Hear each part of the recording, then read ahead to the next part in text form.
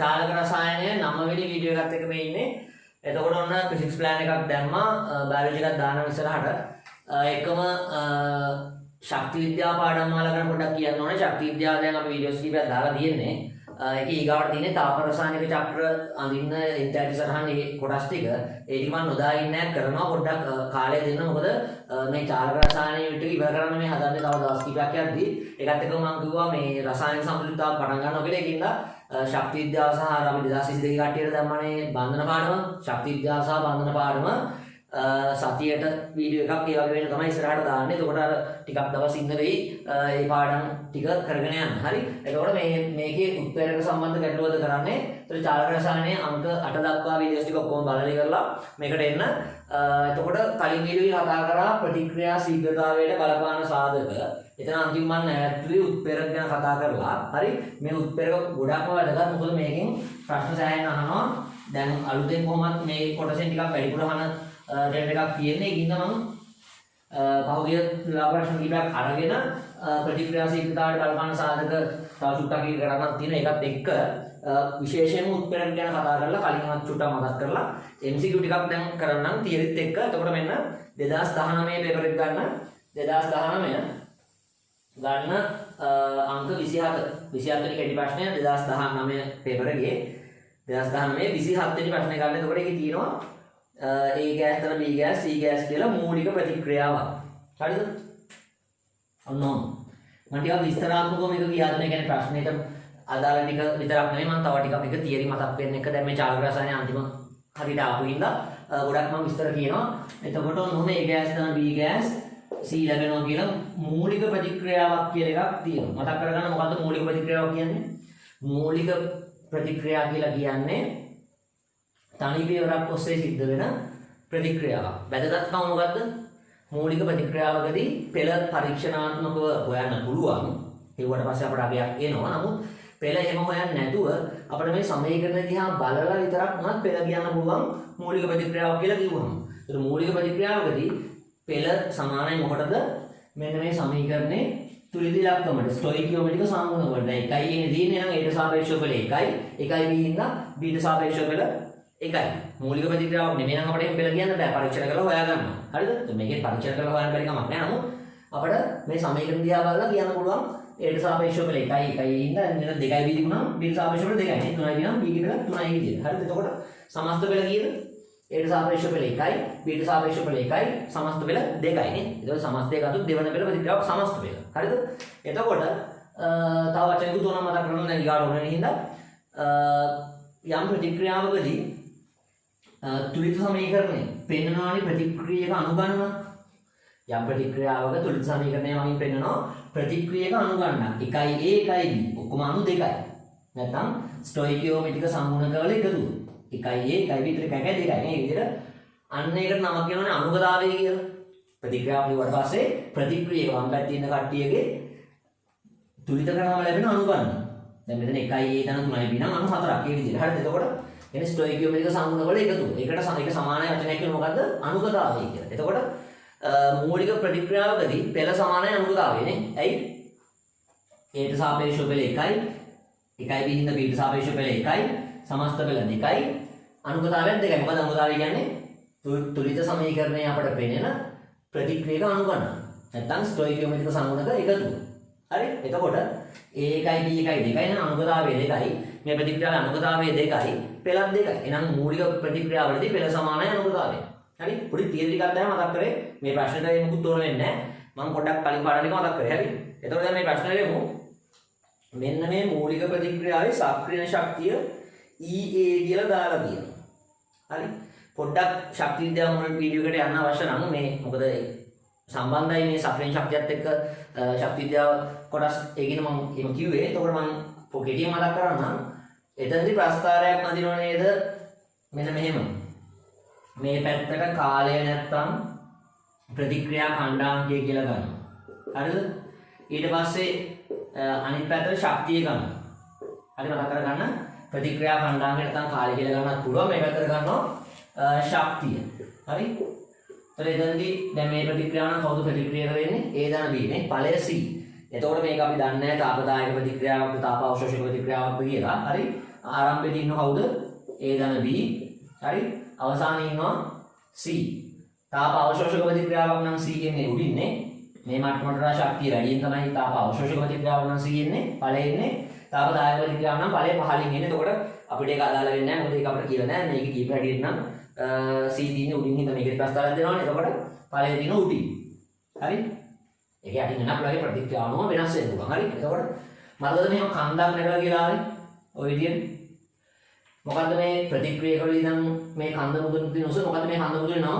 සම්ප්‍රමණ අවස්ථාව. ශක්ති විද්‍යාව මුල් වීඩියෝ එකේ මේ ඔක්කොම ටික කතා කරලා තියෙනවා. හරි. බැලුවෙන් තමයි බලන්න. එතකොට මේ කන්ද මුදුනේ නම මොකද්ද? අධිශක්තිය අවස්ථාව නැත්නම් සම්ප්‍රමණ අවස්ථාව.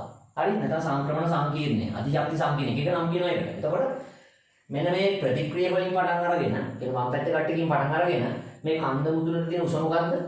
මෙන්න මේ ටික මොකද්ද? ඉදිරි ප්‍රතික්‍රියාවේ සක්‍රිය ශක්තිය. මේක ආපස්සට ගොනොත් C කින් AB ආපහු ගත්තොත් එම් පසු ප්‍රතික්‍රියාව කියලා කියන්නේ. එතකොට මේ C වලින් නම් පළ වලින් නම් කන්ද මුදුනට තියෙන උස මොකද්ද? පසු ප්‍රතික්‍රියාවේ සක්‍රිය ශක්තිය. ඔය නම් කලින් කියලා තියෙන්නේ. රයිට්. එතකොට උත්ප්‍රේරකයේ දාද්දි මොකද්ද වෙන්නේ? මේ ප්‍රශ්නේ පදනාම වෙලා දෙන උත්ප්‍රේරකයක් කියන්නේ. හරි. මාළු උත්ප්‍රේරක ගැන කතා කරා. එතකොට පොඩ්ඩක් ඒකත් කියලින්නම් මේ ඔක්කොම කලින් උත්ප්‍රේරක ගැන කලින් වීඩියෝ එක බලන්න. ඒකත් එක්කම පොඩ්ඩක් මතක් කරලා දෙන්නම්. දැන් උත්ප්‍රේරක කියලා කියන්නේ ප්‍රතික්‍රියාවේ ශීඝ්‍රතාව වැඩි කරන කට්ටිය. ප්‍රතික්‍රියාවක් ඉක්මන් කරන කට්ටිය තමයි. දැන් හිතන්න මේ ප්‍රතික්‍රියාවට අපි උත්ප්‍රේරකයක් දානවා. උත්ප්‍රේරකය තමයි මොකද වෙන්නේ? මේ ප්‍රතික්‍රියාවේ ශීඝ්‍රතාවය වැඩි වෙනවා. හිතන්න අපිට මේ ප්‍රතික්‍රියාවෙන් C මවුල 12ක් ගන්න පුළුවන්කම තිබුණා කියලා. ඒ හැබැයි මිශ්‍ර කරලා අපිට හිතන්න මේ ප්‍රතික්‍රියාවේදී C මවුල 12ක් ගන්න පුළුවන්කම තිබුණා කියලා. එතකොට හිතන්න උත්ප්‍රේරකයක් දැම්මා කියලා. උත්ප්‍රේරකයක් දැම්මා කියලා ඔය ගන්න පුළුවන් C මවුල 12 25ක් වෙනවා. එහෙම වෙන්නේ නැහනේ. අන්න ඒක දැනගන්න. මොකද උත්ප්‍රේරකයක් දැම්මා කියලා ලැබෙන ඵල ප්‍රමාණය වැඩි කරගන්න බෑ. හරි? කියන උත්ප්‍රේරකයක් දැම්මත් නැතත් එකම ඵල ගන්න තමයි ලැබෙන්නේ. දැන් C ගේ මවුල අපි හිතමුකෝ 15යි ලැබෙන්නේ කියලා. C ගේ මවුල 15 නම් ලැබෙන්නේ උත්ප්‍රේරකේ දැම්මත් C මවුල 15 තමයි ලබා ගන්න පුළුවන්. ලැබෙන ඵල ප්‍රමාණය වැඩි කරගන්න බෑ. මොකද්ද උත්ප්‍රේරකේ දැම්මම වෙන්නේ? ඉස්සෙල්ලා C මවුල 15 ගන්න පැය දෙකක් ගියා නම් උත්ප්‍රේරකේ දැම්මට පස්සේ ඒ C මවුල 15 විනාඩි 10න් ගන්න පුළුවන්. ඒ කියන්නේ ඉක්මන් වෙනවා. ඒ කියන්නේ මොකද්ද වෙන්නේ? ඒකීය කාලයකදී ලැබෙන ඵල ප්‍රමාණය වැඩි වෙනවා. ඒ කියන්නේ ප්‍රතික්‍රියාවේ ශීඝ්‍රතාව වැඩි වෙනවා. හැබැයි ලැබෙන මුළු ඵල ප්‍රමාණය වෙනස් වෙනවද? නැහැ. ඉතින් උත්ප්‍රේරකේ මොකද්ද කරන වැඩේ? එයා ප්‍රතික්‍රියාව ලේසි කරනවා. කොහොමද? එයා ප්‍රතික්‍රියාවේ යාන්ත්‍රණය වෙනස් කරනවා. හරි? හිතන්න ප්‍රතික්‍රියාවේ මේ සක්‍රිය ශක්ති කන්ද උස වෙන මොකද වෙන්නේ? ප්‍රතික්‍රියක ඵලබාට පත් වෙන නම් මේ සක්‍රිය ශක්ති කන්ද නගින්නේ බෑ. ඒ සක්‍රිය ශක්ති කන්ද තව උස වෙන මොකද වෙන්නේ? උස කන්දක් නගින්න අමාරුයිනේ. ඒ කියන්නේ වැඩේ ස්ලෝ වෙනවා. ඒ කියන්නේ වැඩේ ප්‍රතික්‍රියාව ශීඝ්‍රතාව අඩු වෙනවා. මේ සක්‍රිය ශක්ති කන්ද ගොඩක් උස නම් අපිට කියන්න පුළුවන් ඒ ප්‍රතික්‍රියාව හිමින් තමයි වෙන්නේ. ඉක්මනට වෙන්න අමාරුයි. ශීඝ්‍රතාව අඩුයි කියලා. පැහැදිලිද? මොකද්ද උත්තරේ කරන්නේ? උත්තරේ කරන්නේ මෙන්න මේ වැඩි සක්‍රිය ශක්තියක් සහිත ක්‍රමයට වඩා ලේසි ක්‍රමයකට. ඒ කියන්නේ ප්‍රතික්‍රියාව යාන්ත්‍රණය වෙනස් කරනවා. මේ වැඩි සක්‍රිය ශක්තියක් සහිත මේ ක්‍රමයට වඩා ලේසි ක්‍රමයකට එයා මේ ප්‍රතික්‍රියාව අරගෙන යනවා පළවවට. හරි? එතකොට අපි සමහරක් වෙලාවට දැන් පරණ ටීචර්ස් ගයිඩ් වල තියෙන අලුත් එකෙත් තියෙන කොහොමද දිගටම තියෙනවනේ මෙහෙම කතන්දරයක්. උත්ප්‍රේරකයක් දැම්මම නිකන් මෙන්න මේ කන්ද කොහොම පිටි කරලා ඇඳලා තියෙන ප්‍රස්තාවය. හැබැයි මම පැහැදිලිව දෙයක් අර උමග කතාවක් ගිය කලින් වීඩියෝ එකේ කිව්වා. ඒක පොඩ්ඩක් ආයෙ බලන්න. දැන් මෙහෙම ඇඳලා කියලා මේකේ වරදක් නැහැ. මම මේ කළු පාටින් ඇඳේ නෝමල් එකේ වෙන ප්‍රතික්‍රියාව. සාමාන්‍ය තත්ත්වය. උත්ප්‍රේරකේ දාද්දි මෙච්චර උස කන්දක් නගින්නේ නැති විකල්ප මාර්ගයක් ඔස්සේ ප්‍රතික්‍රියාව ගෙන යනවා. පැහැදිලිද? මේක මතු පිටින් බැලුවම කෙනෙක්ට හිතෙනවා උත්ප්‍රේරකය දාන්න කලින් සක්‍රිය ශක්ති කන්ද උසයිනේ. උස කන්ද නගින්න අමාරුයිනේ. ප්‍රතික්‍රියාව ශීඝ්‍රතාව අඩුයිනේ. හිමින් වෙන්නේ. උත්ප්‍රේරකය දැම්මහම මේ තිබ්බ සක්‍රිය ශක්ති කන්ද මිටි වුණා කියලා. ඇත්තම කතන්දරේ ඒක නෙමෙයි. දැන් ගිය අවුරුද්දේ පේපර් එකේ කොහොමදම විග්‍රහ කරලා තියෙනවා. දැන් මේ ප්‍රශ්නේ කරද්දී ඇත්තම කතන්දරේ මේ උසට තිබ්බ කන්ද මිටි කරා නෙමෙයි. හැබැයි මෙහෙම දැන් අලුත් රිසෝස් බුක් එකේ මෙහෙම එකක් මෙහෙම තැන් වල තියෙනවා. වෙනත් රසායන විද්‍යාව පොතවල මෙහෙම තැන් වල තියෙනවා. එහෙම තිබුණාට වර්තාව තේරුම් ගන්න මෙතනින් ඔයා අදහස් කරන්න එපා. මේ කලින් ප්‍රතික්‍රියාව සිදු වෙච්ච විදියටම කලින් යාන්ත්‍රණයටම දැන් ලීසි වුණා කියලා. මෙතනින් අදහස් කරන්නේ කළු පාටින් ඇඳේ මේ කලින් වෙච්ච ප්‍රතික්‍රියාවේ සක්‍රිය ශක්තියනේ. අලුත් එක අලුත් විදියකට වෙනකොට කියන්නේ ඵලය එකමයි සීම තමයි ඵලය. ඵලය වෙනසක් නැහැ නමුත් වෙන විදිය යාන්ත්‍රණය වෙනස්. මෙන්න ලේසි යාන්ත්‍රණය මේ නිල් පාටින් මිටි කන්දක් කියන්නේ ලේසි යාන්ත්‍රණය. පැහැදිලිද? ඒක මෙහෙම සමහර තැන්වල තියෙනවා. එහෙම දක්වන එක වරදකුත් නැහැ. නමුත් ඔයා මෙතනින් වැරදි අර්ථකථනයක් ගන්න එපා. ප්‍රතික්‍රියාවේ මෙන්න සක්‍රීය ශක්තිය. ඒක මේක ඒ සක්‍රීය ශක්තිය අඩු කරා. පැහැදිලිව අලුත් මේ අපිට උගන්වන්න කියලා තියෙනවා පැහැදිලිවම අලුත් සිලබස් එකේදී උත්ප්‍රේරකයක් මගින් හරි ප්‍රතික්‍රියාවේ පැවති සක්‍රීය ශක්තිය වෙනස් නොකරයි. කියන්නේ ප්‍රතික්‍රියාවේ පැවති සක්‍රීය ශක්තිය අඩු කරලා දෙන්නේ නැහැ උත්ප්‍රේරකය. සමහර පරණ පේපර්ස් වල ප්‍රශ්න කියන්නේ MCQ පාස් පේපර්ස් පරණ ඒවා කරන්න ගියාම පොඩි ගැටීමක් වෙනවා. මොකද කලින් ඒගොල්ලෝ දීලා තියෙනවා ඔන්න කතන්දරේ. ඒ වගේ අදහස් ඒගොල්ලෝ දීලා තියෙනවා උත්ප්‍රේරකයන් මගින් ප්‍රතික්‍රියාවේ සක්‍රීය ශක්තිය අඩු කරයි කියන අදහස කලින් ඔයගොල්ලෝ පේපර් කරද්දී හම්බ වෙනවා. දැන් 2019 ඉඳන් පේපර් වලට එනකොට ඔක ඉන්නේ පොඩ්ඩක් මේ අපේ සිලබස් එකට ගලපලා නෙන්නේ. එතකොට ආ තේරුම් ගන්න ඕනේ උත්ප්‍රේරකයේ මගින් ප්‍රතික්‍රියාවේ පෙර පැවති සක්‍රීය ශක්තිය අඩු කරා නෙමෙයි. එයා අඩු සක්‍රීය ශක්තියක් සහිත විකල්ප යාන්ත්‍රණයක් ඔස්සේ ප්‍රතික්‍රියාව වෙන ගිහිල්ලා කලින් ඵලෙම ලබා දුන්නා. වැඩේ ඉක්මන් කරලා දුන්නා. පැහැදිලිද මේ කියන්නේ? එතකොට ඒකින්ද ඇත්තටම මෙන්න මේ නිරූපණයට වඩා හොඳ නිරූපණය තමයි මේ පේපර් එකේ දීලා තියෙන්නේ. මෙහෙමත් ඇදලා පෙන්නන්න පුළුවන් සක්‍රීය ශක්තිය අඩු පියවරක් ඔස්සේ ප්‍රතික්‍රියාව ගෙනියනවා කියන එක. ඒතකොට කෙනෙක් හිතන්න පුළුවන් පරණ සිස්ටම් එකම සක්‍රීය ශක්තිය අඩු කරලා දුන්නා. එහෙම නෙමෙයි. මම කන්ද කතාව මතකයි. කන්ද උඩින් කපලා පස්සෙවත් කරේ නැහැ. කන්ද හරහා උණුගක් කැපුවා විකල්ප මාර්ගයක් අනිත් පැත්තට යනවා. කොහොමද ඉතින් ආරම්භය සහ අවසානය එකම තමයි. පැහැදිලිද? එතකොට මෙහෙම නැතුව මොකද්ද මේකේ පැහැදිලිව කියලා තියෙන්නේ? හිතන්න නෝමල් ප්‍රතික්‍රියාව ඕක කියලා. හරිද? දැන් මූලික ප්‍රතික්‍රියාවක් කියන්නේ මොකක්ද අතරම? මූලික ප්‍රතික්‍රියාවක් ගත්තොත් තනි පියවරක් ඔස්සේ ඵලය බවට පත් වෙනවා. හරි? තනි පියවරක් ඔස්සේ සිදුවන ප්‍රතික්‍රියාව තමයි මූලික ප්‍රතික්‍රියාව කියන්නේ. එතකොට ප්‍රතික්‍රියක ටික කලවම් කරා අතරමැදි අවස්ථාවකට පත් වුණා සංක්‍රමණ අවස්ථාවට අධිශක්ති අවස්ථාවට කෙලිම ඵලය ලැබුණා. එක පියවරයි ඵලය ලැබුණා. පැහැදිලිද? දැන් උත්ප්‍රේරකයේ දැම්මම පස්සේ මොකද්ද බලන්න කරලා තියෙන්නේ? උත්ප්‍රේරකයේ දාද්දි වල වෙනදී පොඩි පොඩි කඳු තුනක් මෙතන. මොකද්ද මේ කරලා තියෙන්නේ? මේ මූලික ප්‍රතික්‍රියාවක් නේ. මූලික ප්‍රතික්‍රියාවක් එයාට තමන්ගේ පාඩේ වෙන්නේ කියන පස්සේ කොහොමද වෙන්නේ? තනි පියවරක් ඔස්සේ ඵලය ලැබෙනවා. පැහැදිලිද?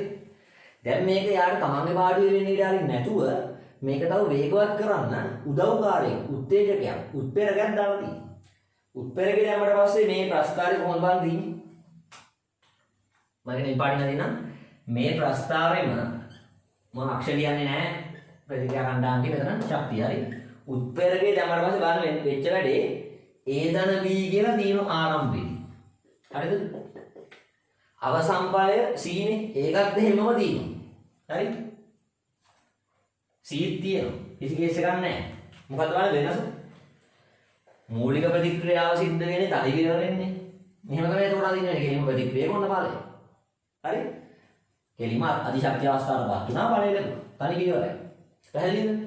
ඔයාලට පේන්නේ නැත්නම් දැන් උත්ප්‍රේරකයේ දාද්දි වෙලා තියෙන්නේ උත්ප්‍රේරකයේ දාද්දි මේ තනි පියවරෙන් වෙච්ච ප්‍රතික්‍රියාව අතරමැද කොටස් වලට කැඩිලා හැබැයි අන්තිමේ මේ ඵලයම ලැබිලා. පැහැදිලිද? එතකොට දැන් මේ ප්‍රශ්නේ උත්තරය ගන්න නම් මෙච්චර දැනගන්න ඕනේ නැහැ හරිද? දැන් ඔයගොල්ලෝ පාඩම් කරලා කරලා ඔයගොල්ලෝ තමයි ඔක. ප්‍රශ්නේ උත්තරය අරන් නිකන් ඔය ෂේප් එකලා යනවානේ. නමුත් දැන් ප්‍රශ්නයක් හොඳට තේරුම් ගත්තයි කියන්නේ තමුන්ටම පේනවා. මේක එකපාරට සිද්ධ වෙන දෙයක් නෙමෙයි. මේක සාමාන්‍ය පාඩුවල හොඳට කරලා ප්‍රැක්ටිස් වෙච්ච උනාට පස්සේ මේ තත්ත්වයට එන්න පුළුවන් වෙන්නේ. ඒතකොට තමන්ටම හිතෙන මේ ප්‍රශ්නේ මෙහෙම අහලා තියෙන තව වෙන මේක මෙහෙමත් අහන්න පුළුවන්. ඊගාවුරුද්දේ මෙහෙම හරි. හරි? අන්න ඒ මට්ටමට තමම හදන්න පුළුවන්. ඒකට පොඩි ආරම්භයක් මම මේ දෙන්නේ. හරි? දැන් ඔයගොල්ලෝ ඕනතරම් පේපර් ක්ලාස් වලට ගිහිල්ලා ඇති වෙනත් ගුරුවරු කියන මේ වගේ ප්‍රශ්න විග්‍රහ කරන විදිහ අහලා ඇති. නමුත් මගේ තමයි වෙනස්. මම හදන්නේ මෙතන ඔයාලට මේකේ උත්තරය අරන් දීලා උත්තරය යන්න මෙන්න මේකේ කියලා ඔයාව සන්තෝෂ කරන්න ඒ ගොමු වැඩි නෙමෙයි. හරි? මම කරන්න හදන්නේ තනියම ප්‍රශ්නකට බයින්නේ කොහොමද? මොකද විභාගයේදී අපි කවුරුත් කරන්නේ නැහැ සමුතනියෙන්නේ. විභාගයේදී කොහොමද ප්‍රශ්නයක් තේරුම් ගන්න? විවිධ පැති මොනවද? ඒකට පුහුණුව හදාන්න මයින්ඩ් එක තමයි මේ දෙන්නේ මෙතන. හරි? නැත්නම් කෙනෙක් අහන්න පුළුවන් මගෙන් අපෝ මෙයා පැයක් විතර අරගෙන කෙටි ප්‍රශ්න තුනක් විතර කියලා දෙනවා කියලා. හැබැයි වැඩේ වෙන්නේ මොකද්ද? ඒ කෙටි ප්‍රශ්න තුන හතර ඇතුලේ තියරි මහා ගොඩක්. හරි? ඔයාලට නොපෙනිච්ච පැති. ඔයාගේ ඇස් අරවන වැඩ පිළිවෙලක් ක්‍රියාත්මකයි මේ ප්‍රශ්න දෙක තුන ඇතුලේ. ඔයා කල්පනා කරලා බලන්න ඉතින්කෝ පැයකට ප්‍රශ්න 30ක් 40ක් සාකච්ඡා කරා කියලා. සමහරටකින් කකත් වලට යන්නේ නැහැ. වල කිසිම නිකන් වැඩක් නැහැ අන්තිමට වැඩි. හරි? කරන වැඩි වැඩක් ප්‍රයෝජනක් තියෙන බෑ. ඒක මෙහෙම කරන්නේ හරි. එතකොට බලන්න ඒ දන බීම C බවට ගෙන ගියා. බලන්න ගෙන ගිය විදිය අතරමැදි අවස්ථා කීපයක් ඔස්සේ තමයි ගෙන ගිහිල්ලා තියෙන්නේ. බලන්න. හරිද? ඔන්නෝම අතරමැදි අවස්ථා කිහිපයක් ඔස්සේ තමයි C කියන හරි ඵලය කරා ගෙන ගිහිල්ලා තියෙන්නේ. ඔය විදිහට. හරිද? ඒතර පැහැදිලිව කියන්න ඕන අතරමැදි අවස්ථාවම කිහිපයක් දක්වලා තිබ්බට මම කලින් ගහලා තියෙනවා. හරි? මේ එක මට්ටම් වලදී එතකොට ඔය විදිහට අවසන් ඵලයේ C වනේ. අවසන් ඵලයේ වෙනසක් වෙලා නැහැ නේ. අන්තිමට කොහොම C තමයි ලැබිලා තියෙන්නේ. හරිද? එතකොට තව කතන්දරයක් මම මේ හොඳ සංසන්දනයක් වෙන්න ඕනේද මම මේ දෙකම ඇදලා මෙහෙම කියලා දෙන්නේ. දැන් ඔයාලට පේනවා මගේ මේ මම අද ප්‍රස්තාර දෙකේ මේකේ කන්ද උසයි ගොඩක්. මේකේ නියම් කඳු කීපයක් පේනවා. හැබැයි මුදුන මේ තරම් උස නැහැ. හරිද? හරි මම නිකන් පරිමාණයකට ඇදලා දුන්නාට හොඳ සංසන්දනය කරලා තේරුම් ගන්න මේ. ආරම්භයේ දන B, ඒ දන B, අවසානයේ C, මෙන්න C. හරි මේකේ කෙලින්ම අතරමැදි අවස්ථාව සංක්‍රමණ අවස්ථාවට ගියා ඵලය ලැබුණා. මෙතන සංක්‍රමණ අවස්ථා කීපයක්. ඒ දන B වලින් එක්තරා සංක්‍රමණ අවස්ථාවක් අධිශක්තිය අවස්ථාව. ඒක කිසියම් අතරමැදි ඵලයක් බවට පත් වෙලා. ඒක තවත් ආයෙත් අධිශක්තිය අවස්ථාවකට ගිහිල්ලා. ඒකෙන් තවත් අතරමැදි සංකීර්ණයක් එයි. අතරමැදි ඵලයක් සොරි. අතරමැදි සංකීර්ණ කියන්නේ මුදුන අධිශක්තිය අවස්ථාව. හරි? එතකොට ඒකෙන් තවත් අතරමැදි ඵලයක් ලැබිලා. ඒවට නම් දීලා නැහැ නේද? හරි. ඊට පස්සේ අන්තිමේදී මොන ඵලය ලැබිලා තියෙන්නේ. හරිද? එතකොට ආර තේරෙනවා ඔය EA sorry E1 E2 E3 ඔහම කියලා E1 2 3 ඔහම කියලා ඔයාලට අවස්ථා තුනක් ගැන දීලා තියෙනවා. හරිද? එතකොට දැන් පේනවා මේ දෙක සංසන්දනය කරද්දී මෙතන ගත්තොත් මෙච්චර උස මුදුනකට නගින්න ඕන. මෙතන කඳු කීපයක් තිබ්බට උස අඩු වෙලා දෙන සමස්ත කන්දේ. පැහැදිලිද? ඒතර මෙන්න විකල්ප මාර්ගය. මෙන්න සාමාන්‍ය විදිහට ප්‍රතික්‍රියාව සිද්ධ වෙන විදිය මෙන්න උත්ප්‍රේරකයේ දාද්දි මේ ප්‍රතික්‍රියාව ලේසි කෑලි වලට කඩලා මිටි කඳු නැගලා ප්‍රතික්‍රියාව ලේසි කරලා දෙනවා. ඒකට ප්‍රතික්‍රියාව කාර්යක්ෂමයි ඉක්මන. ඵලය ඉක්මනින් ලැබෙනවා. හැබැයි ලැබෙන ඵල ප්‍රමාණය වෙනස් කරන්න බෑ. එකම ඵල ප්‍රමාණය තමයි ලැබෙන්නේ. මෙතන පැය දෙකක් ගියා නම් මෙතන විනාඩි 30ක් පුළුවන් අදාළ ඵල ප්‍රමාණය ගන්න. හැබැයි ඒකේ කාලෙකදී ලැබිච්ච ඵල ප්‍රමාණය කියන්නේ ප්‍රතික්‍රියා ශීඝ්‍රතාවය වැඩි වෙලා තියෙනවා. එතකොට දැන් හරි දැන් තේරුම් ගන්න පුළුවන් මොකද්ද මේ කතන්දරේ කියලා. ඒතර මේ වගේ ප්‍රස්තාර දකිද්දි බය වෙන්න එපා. මේකේ මොකද්ද කියන්නේ? එක්වරම ප්‍රතික්‍රියක ඵල බවටපත් වෙලා නැහැ. අධිශක්තිය අවස්ථාවටපත් වෙලා ඊට පස්සේ අතරමැදි ඵලයක් හැදිලා. ඒ අතරමැදි ඵලෙත් තවත් අධිශක්තිය අවස්ථාවටපත් වෙලා තව අතරමැදි ඵලයක් ලැබිලා. ඒකත් අධිශක්තිය අවස්ථාවට තවපත් වෙලා අන්න අවසන් ඵලය ලැබිලා. ඊට තේරෙනවා ප්‍රතික්‍රියාව නිකන් කෑලි තුනකට කරලා වගේ ලේසි කරලා තියෙනවා. පැහැදිලිද? එතකොට දැන් ඔයාලට තේරෙනවා උත්ප්‍රේරකයන් මගින් මොකක්ද ඇත්තටම කරන්නේ? උත්ප්‍රේරකයන් මගින් ඇත්තටම කරන්නේ ප්‍රතික්‍රියාවේ පෙර පැවති සක්‍රීය ශක්තිය අඩු කිරීමද නැහැ. පෙර පැවති හිම සමහර තැන්වල ඇඳාට ප්‍රස්තාරයක් ප්‍රතික්‍රියාවේ පෙර පැවති සක්‍රීය ශක්තිය අඩු කිරීම නෙමෙයි මොකද්ද කරලා තියෙන්නේ? සක්‍රීය ශක්තිය අඩු විකල්ප මාර්ගයක් ඔස්සේ අලුත් යාන්ත්‍රණයක් ඔස්සේ ප්‍රතික්‍රියාව ඵලය කරා ගෙනියලා තියෙනවා. පැහැදිලිද?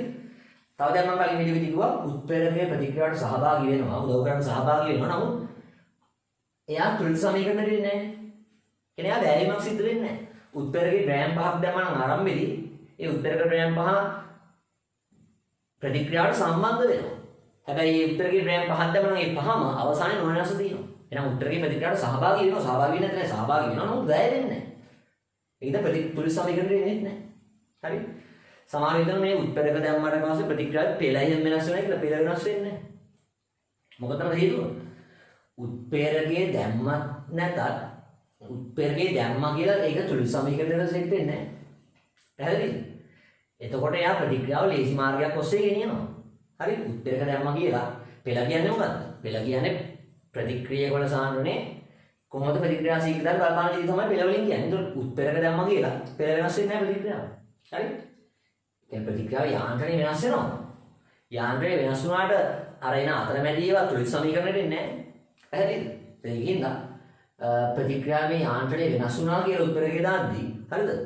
ඒ ප්‍රතික්‍රියාවනේ වෙන ප්‍රතික්‍රියාවක් නෙමෙයි. ඒ සමීකරණය අපි කියන්නේ උත්තරේ දැම්මයි කියලා වෙන එකක් කියන්නේ නැහැ. ඒකෝට වැඩ තේරෙනවා. මේක මූලික ප්‍රතික්‍රියාවක් කියන එක කොහොමද වැඩ තේරෙනවා? මේ පෙළට බලපෑමක් නැහැ උත්තරේ දෙදි මොන වේදීම කියන්නේ. පැහැදිලිද? හරි. එතකොට මේ දැන් ඒ ටික හරි. දැන් මේ ප්‍රශ්නේ උත්තරේ කියලා මම පොඩ්ඩක් විස්තර කියන්න මට උෂ්ණත්වය ගැන පොඩ්ඩක් මතක් කරලා යන්න පුළුවන් ඊගාවටද. දැන් මේකේ අහනවා සාමාන්‍ය විදිහට ප්‍රතික්‍රියාව වුණා නම් හරිද? සාමාන්‍ය විදිහට ප්‍රතික්‍රියාව වුණා නම් සක්‍රීය ශක්තිය EA. දැන් මම මේකේ මාක් කරනොත් එහෙම ඔන්න EA. ප්‍රතික්‍රියාව වල ඉඳගෙන නිකම්ම ප්‍රතික්‍රියාවේ සක්‍රීය ශක්තිය කියන ඉදිරි ප්‍රතික්‍රියාව තමයි හොදේ. නිකම්ම කිව්වට පස්සේ ප්‍රතික්‍රියාවේ සක්‍රීය ශක්තිය කියලා කියන්නේ ඉදිරි ප්‍රතික්‍රියාව තමයි. මෙන්න මේක තමයි EA කියලා දාලා තියෙන්නේ. හරි? එතකොට එහෙම ප්‍රශ්නයක් ඇදලා තියලා නැහැ ප්‍රශ්නේ ඒගොල්ලෝ.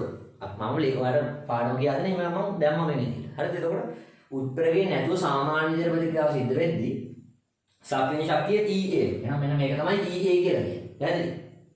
ඔයාලට තේරෙනවා? ඔය EA කියන මේ කංගට වඩා මෙතන ගත්තොත් උපරිම මුදුන මේ ටිකනේ නේද? මෙතන ගත්තොත් උපරිම මුදුන මෙන්න මෙතන ඉඳන් මෙතනට උසනේ. ඒක අඩුවෙනේ. මේ කෑලි වලට කඩලා මෙහෙමයි නේ මෙහෙම එකක් තියෙනවා. හිතන්න අපි A ධන B වලට ශක්තියක් ලැබුණා කියලා උත්තේජනයක් ලැබුණා කියලා මෙතනට විතරක් යන්නේ. හරි? එයා මෙතනට ගිහලා මෙතනට එනවා. එතනින් එහාට මෙන්න මේ ශක්ති ප්‍රමාණයක් ලැබෙන්නේ නැහැ කියලා හිතන්නකෝ. ඒතර එකෙන් ඵලයක් ලැබෙන්නේ නැහැ. ඒක පැහැදිලිද? දැන් හිතන්න මෙන්න මේ උස නිකන් අපි උපකල්පනය කරමු මෙන්න මේ උස. මෙතන ඉඳන් මෙතනට දින මේ උස නිකන් හිතමු කිලෝජූල් 200යි කියලා. මෙතන ඉඳන් මෙතනට තියෙන උස කිලෝජූල් 200 නම් කිලෝජූල් 150ක සක්‍රීය ශක්තියක් ඇද්ද බලබවටපත් වෙන්නේ? බෑ මොකද? 150 කියන ඕන මෙන්න මේ හරියට ගිහිල්ලා එතනින් අතරේ මොකද මේ මෙතනට ගියාට වැඩක් තියෙනවද? මෙතනට ගිහිල්ලා නෑ මෙතනටම යන්න ඕන. පැහැදිලිද? එතකොට මේකේ හැටියට හිතන්න මේ උස 200ක් කිලෝජූල් සක්‍රීය ශක්තියක් කියලා. එතකොට 180ක සක්‍රීය ශක්තියක් ඇතිද? නෑ 183 මොකද වෙන්නේ? මේ ටික හරි මේක වෙයි. මේකත් මේ හරියට වගේ ගිහිල්ලා එතන ඉහාට යන්න දෙයක් නැහැ. මොකද මේ මුදුන්ටම ගියොත් තමයි එතනින් මේ ස්ටෙප් එකට යන්නේ. මේ ස්ටෙප් එකෙන් මේ අන්තිම ස්ටෙප් එකට ගිහිල්ලා ඵලෙ වෙන්නේ. පැහැදිලිද? එතකොට සක්‍රීය ශක්තිය වෙන්නේ උත්ප්‍රේරකයේ ඇතිවිට සක්‍රීය ශක්තිය වෙන්නේ මොකද්ද? කොහොම හරි අපි ගන්නනේ ආරම්භක ස්ථානේ ඉඳන් කන්ද මුදුනටම උස. අපි එහෙනම් උද්‍යම කෙනෙක් නේද? ඉහත ප්‍රතික්‍රියාවේ උත්තරයක් එදුවිට පියවර දක්වා ඇත. ඒ අනුව මේ සක්‍රීය ශක්තිය කොහොමද? සක්‍රීය ශක්තිය බලන්නේ ඔයා මේක කියලා හරියන්නේ නැහැ. ඒ එක කොටසක විතරක් සක්‍රීය ශක්තිය. ඔයා මේක කියලා හරියන්නේ නැහැ. මේ පොඩ්ඩ කියලා හරියන්නේ නැහැ. ඔයා කියන්න ඕනේ අපේ නිකම්ම හොවට පස්සේ එක්තරා ශක්ති සරණක් පහක් දක්වා ඇත ප්‍රතික්‍රියා ඛණ්ඩාංගයේ සමග ශක්තියම කියලා. මෙම ප්‍රතික්‍රියාවේ සක්‍රීය ශක්තිය කීයද? ප්‍රතික්‍රියාවේ සක්‍රීය ශක්තිය කියන්නේ නිකම් කියන්නේ ඉදිරි ප්‍රතික්‍රියාව තමයි. හරිද? ඒ කියන්නේ ප්‍රතික්‍රියා වලින් පළ ගන්න ක්‍රියාවේ සක්‍රීය ශක්තිය මොකද කරන්නේ නම් ප්‍රතික්‍රියා වලින් පටන් ගන්න කන්ද මුදුන උපරිමයට යන්නේ. එතකොට අන්න මේ ටික තමයි මේ ප්‍රතික්‍රියාවේ සක්‍රීය ශක්තිය වෙන්නේ. පැහැදිලිද? ඔයාලා මේ ප්‍රස්තාව බලුවම පේන්නේ ඒ උස සමානයි මොකටද? ඔය ඩෙල්ටා H1 කියන එක ධන E2 කියන එකනේ. පැහැදිලිද? ඔය සංකේත වලින් මම මේ සංකේත මම කරන්නේ නැහැ. ඔයාලා බලන්න මේ ප්‍රස්තාවය බලන්න. ඩෙල්ටා H1 කියන එක එකතු කරාම E2 වලට මේ මුළු උස ඇවිල්ලා නේද? අනිවාර්යෙන් මේ මුළු උස මෙන්න මේ උසට වඩා අඩුයි. ඒක නේ මම කිව්වේ. අඩු සක්‍රීය ශක්තියක් සහිත විකල්ප මාර්ගයක් වෙන්න බෑ. උත්තරකේ දාදි ලේසි වෙන්නේ බෑ. එහෙනම් අනිවාර්යෙන් මොකද්ද සම්බන්ධතාව වලින් වල ගන්න පුළුවන්. උත්තරකේ නැති විට සක්‍රීය ශක්තිය තමයි EA කියලා කියන්නේ. උත්තරකේ විකල්ප මාර්ගයක් ඔස්සේ ප්‍රතික්‍රියාව ලේසි කරලා ගෙන ගියා යාන්ත්‍රණය වෙනස් කරා. මෙන්න ඒ විකල්ප මාර්ගයේ සක්‍රීය ශක්තිය. එහෙනම් ඒක අනිවාර්යෙන්ම අර කලින් කන්දට වඩා මිටි වෙන්න ඕනේ නගින්න ලේසි කන්දක් ඒක. ඒකයි ප්‍රතික්‍රියාව ශීඝ්‍රතාව වැඩි වෙන්නේ. පැහැදිලිද? හරි? දැන් නම් නිවන දෙරෙන්නේ නැති කිසිම හතන්දරයක් නැහැ. දැන් ඔයාලට තේරෙනව මොකද්ද? උත්ප්‍රේරකයේ නොමැති විට සක්‍රීය ශක්තියට වඩා අනිවාර්යෙන්ම උත්ප්‍රේරකයේ ඇති විට සක්‍රීය ශක්තිය කියන්නේ මේ ටිකනේ. ඒක අනිවාර්යෙන් මිටි වෙන්න ඕනේ. අඩු වෙන්න ඕනේ. මේ කන්දට වඩා මේක මිටි කන්දක් වෙන්න ඕනේ. හරිද? ඒතකොට පැහැදිලිව තේරුම් ගන්න. මේ වගේ අවස්ථාවකදී මෙම ප්‍රතික්‍රියාවේ සක්‍රීය ශක්තිය කොපමණද කියලා අහුවොත් මොකක්ද උත්තරේ? ඔයා පටන් ගන්න ප්‍රතික්‍රියාව වලින්. වම් පැත්තේ කට්ටිය කොහෙද බලන් ඉන්නේ? ප්‍රතික්‍රියක වල ඉඳගෙන උපරිම කන්ද මුදුන්ට ගන්න.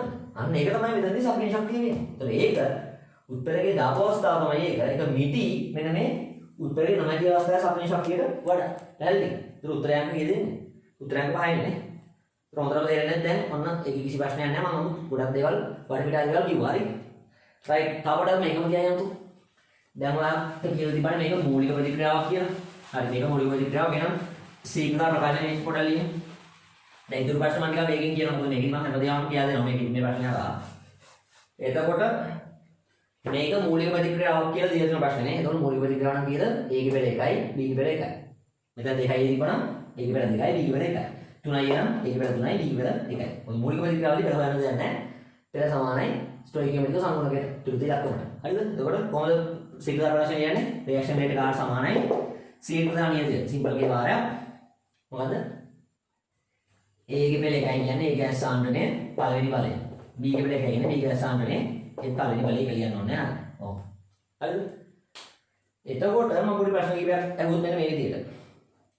ප්‍රතික්‍රියා ශීඝ්‍රතාවයට බලපාන සාධක පොඩ්ඩක් විස්තර කරනවා. හරි? ප්‍රතික්‍රියා ශීඝ්‍රතාවයට බලපාන මොනවද? ප්‍රතික්‍රියක සාන්ද්‍රණය. ප්‍රතික්‍රියක සාන්ද්‍රණය බලපෑව ප්‍රතික්‍රියා ශීඝ්‍රතාවයට ආරයකට ප්‍රතික්‍රියකට සාන්ද්‍රණය බලපෑව. ඒක අපි පෙර කියලා විශේෂණ පදයකට එක්ක දාලා අපි පැහැදිලි කරා මොන ලස්සනට කොහොමද ප්‍රතික්‍රියකට සාන්ද්‍රණය ප්‍රතික්‍රියා ශීඝ්‍රතාවයට බලපාන්නේ කියලා. හරි? ඒක හරි. ඊට පස්සේ උෂ්ණත්වය බලපාන කියලා කලින් විදිහේ කිව්වා. උෂ්ණත්වය. හරි? ඊට පස්සේ ප්‍රතික්‍රියකවල භෞතික ස්වභාවය.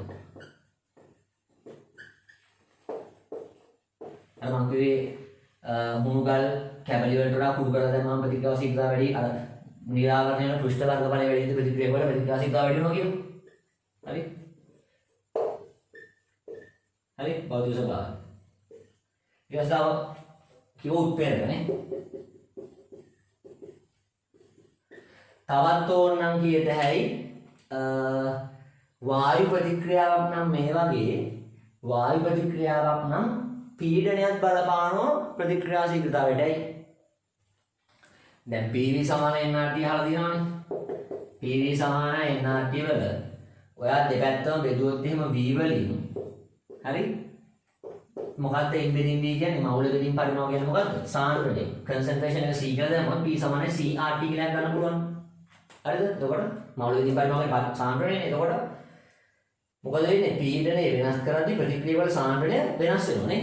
ඒ කියන්නේ C කියන්නේ P යට RT නේද? හරිද? එතකොට සාන්ද්‍රණය කන්සන්ට්‍රේෂන් තමයි C කියලා කිව්වේ. කන්සන්ට්‍රේෂන් එක සමානයි පීඩනයේ බෙදීම RT. ඒකට තේරෙනවා පීඩනයේ වෙනස් කිරීම සාන්ද්‍රණයට බලපානවානේ. දැන් මේකේ ගත්තොත් එහෙනම් ප්‍රතික්‍රියකවල සාන්ද්‍රණය වෙනස් වෙන මොකක් වෙන්නේද? අපි බඳුනේ පරිමාව වෙනස් කරොත් මොකද වෙන්නේ? වායු සාම්පලයක් අඩංගු බඳුනක දැන් බඳුනක් තද කරොත් පරිමාව අඩක් කරොත් හිතන්න පිස්ටන් එකක් දාපු වායු පද්ධතියක් කියලා. ඒතකොට පිස්ටන් එක පහළට තද කරලා හිතන්නකො මේ භාජනයේ පරිමාව අපි අඩු කරා කියලා 150 භාජනික පරිමාව හරි අඩක් බවට පත් කරොත් පීඩනය මොකද වෙන්නේ? දෙගුණ වෙනවා. ඒක සරල දේවල්. එතකොට තා මොකක්ද කියන්න පුළුවන් යා? වායු සම්බන්ධ ප්‍රතික්‍රියාවකදී ඒක අඩංගු බඳුනේ පරිමාව වෙනස් කරන්න පුළුවන් නම් ඒතකොට පීඩනය වෙනස් වෙනවනේ.